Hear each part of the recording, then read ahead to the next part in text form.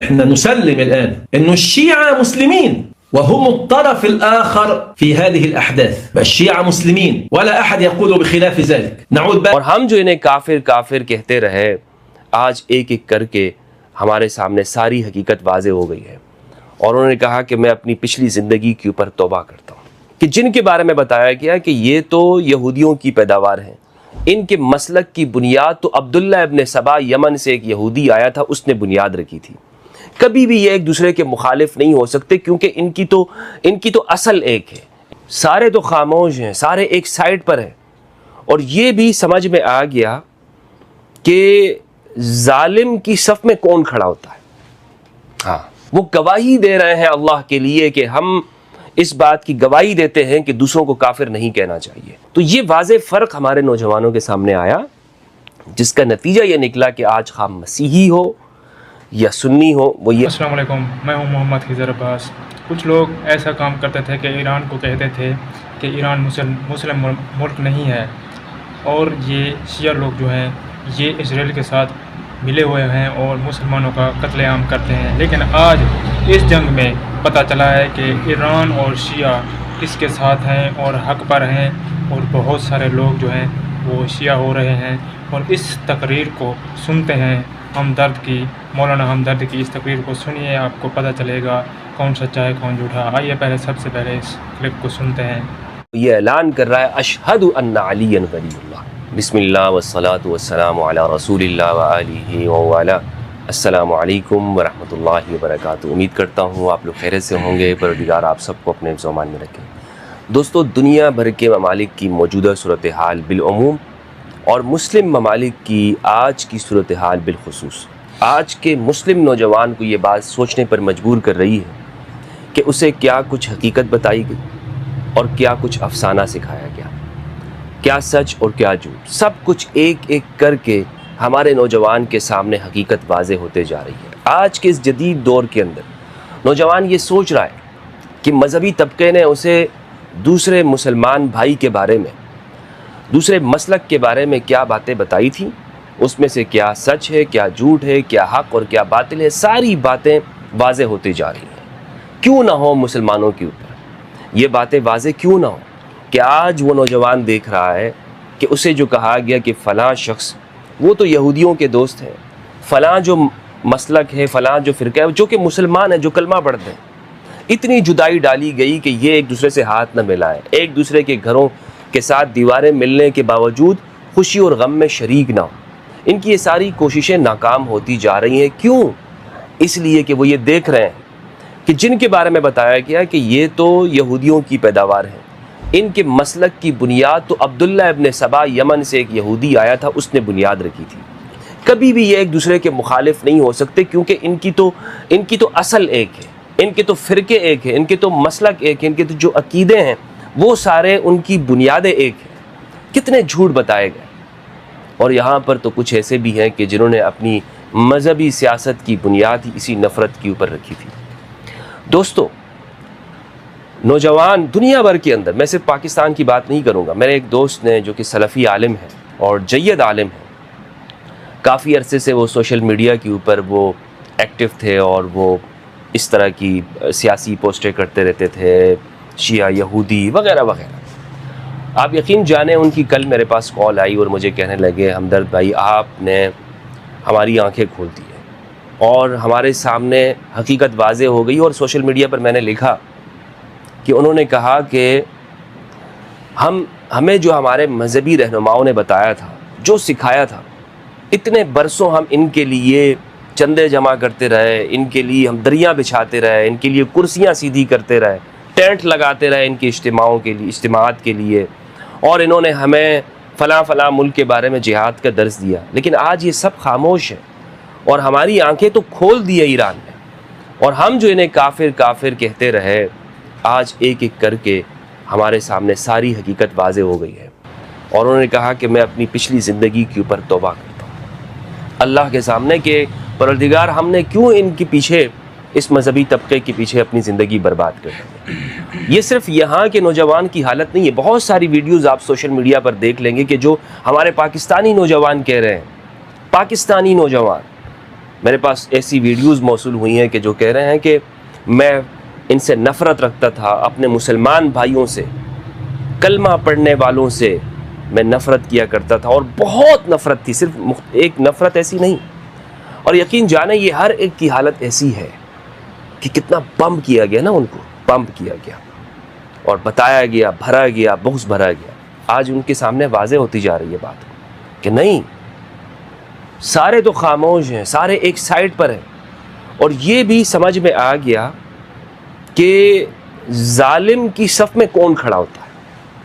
ہاں، یہ بات واضح ہو گئی کہ ٹھیک ہے، بات سیاست کی نہیں ہونی چاہیے، لیکن یہ تو دنیا کے سامنے واضح ہو گیا نا کہ وہ تاریخ کے اندر جو فرعون، نمرود اور شداد کے قصے ہمارے سامنے بیان کیے گئے، آج موجودہ زمانے کے اندر حق کی بات کون کر رہا ہے، سچائی کی بات کون کر رہا ہے، ظلم کے خلاف بات، کھڑے ہونے کی بات کون کر رہا ہے، یہ سب کچھ ہمارے نوجوانوں پہ واضح ہو گیا. اس لیے وہ یہ جان رہا ہے، وہ یہ سمجھ رہا ہے کہ حسینیت کے اندر اور ظلم کے درمیان میں ایک بڑی دیوار کھڑی ہو گئی ہے.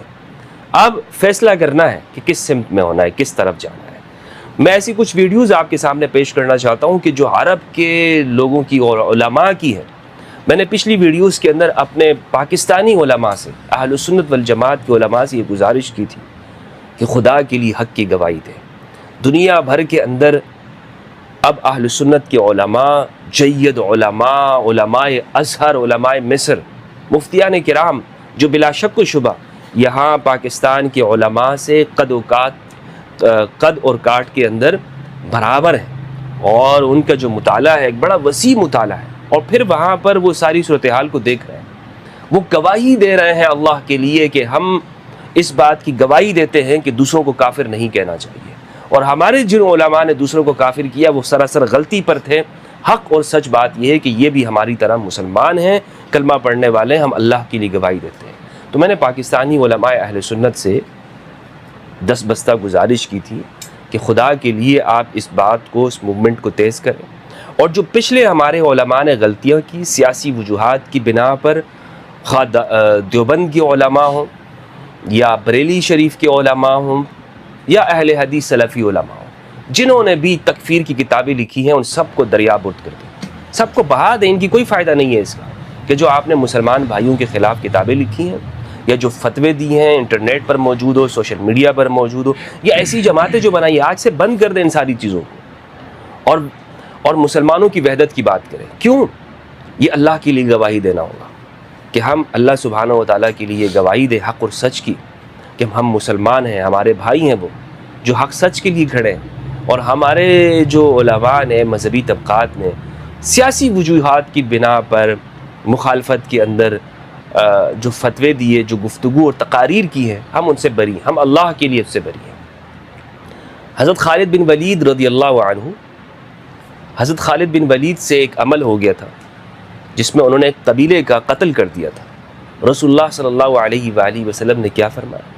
یا اللہ، میں اس سے بری ہوں جو خالد نے کیا. تو یہ کیا ہے؟ ہمیں اسوہ رسول اللہ صلی اللہ علیہ وآلہ وسلم کی سیرت سے بات معلوم ہوتی. ایک صحابی نے جنگ کے دوران میں ایک شخص کے اوپر تلوار سونپ دی، اس نے فوراً کلمہ پڑھ لیا، لا الہ الا اللہ محمد رسول اللہ.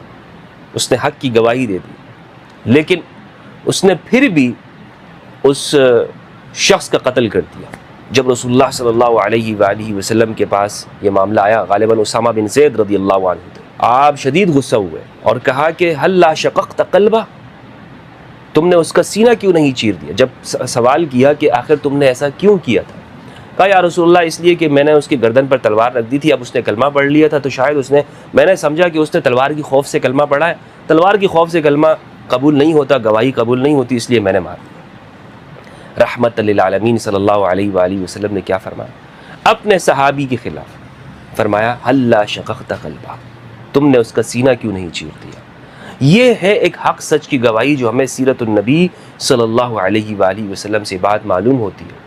آج یہی رویہ رکھتے ہوئے ہمارے علماء اہل سنت کو یہ کرنا چاہیے کہ ہم یہ کہیں کہ ہمارے جو نوجوان اس ساری صورتحال کو دیکھ کر تواتر کے ساتھ پاکستان اور دنیا بھر میں اس بات کی گواہی دے رہے ہیں اشہد ان علی ولی اللہ، وہ شیعہ ہونے کا اعلان کر رہے ہیں۔